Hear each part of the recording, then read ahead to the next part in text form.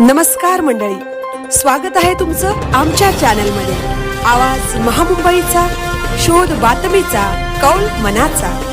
चला तर मग आमचे चॅनल लाईक करा, शेअर करा आणि सबस्क्राइब करा। धन्यवाद। MIDCची उरणमध्ये पाणी बिलाची 76.94 कोटींची थकबाकी। उरण तालुक्यातील ग्रामपंचायती आणि नगरपालिकेकडे पाणी बिलाची तब्बल 76,94,93,980 रुपयांची अवाढव्य थकबाकी साचली आहे।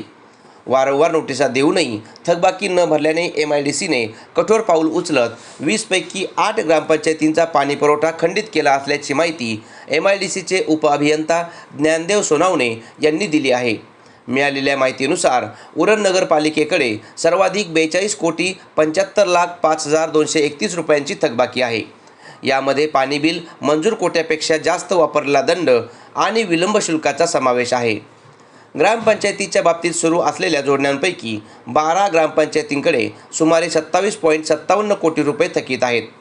खंडित केलेल्या जोडण्यांपैकी 8 ग्रामपंचायतींकडे सुमारे 6.62 कोटी रुपये थकीत आहेत। अशा स्थितीत थकबाकीदारांची अवस्था आहे।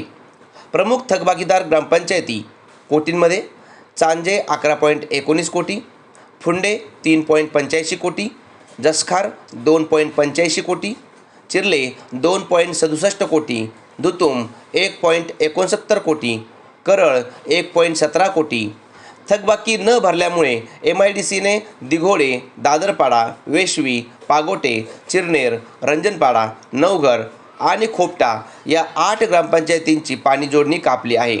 अनेक ग्रामपंचायती आर्थिकदृष्ट्या सक्षम असूनही नागरिकांकडून पाणीपट्टी वसूल करूनही MIDCचे बिल भरत नसल्याने नागरिकांमधून संताप व्यक्त होत आहे। मार्च 2026 अखेरची ही आकडेवारी प्रशासकीय चिंतेचा विषय बनली आहे। ठरवून दिलेल्या कोट्यानुसार पाणीपुरवठा केला जात आहे, मात्र थकबाकी वाढत चालल्याने पाणीपुरवठा यंत्रणा चालवणे आणि विकास कामे करणे अडचणीचे ठरत आहे। थकबाकी वसुलीसाठी शासकीय निधीतून प्रयत्न केले जात आहेत, पण त्याचे प्रमाण अत्यल्प आहे।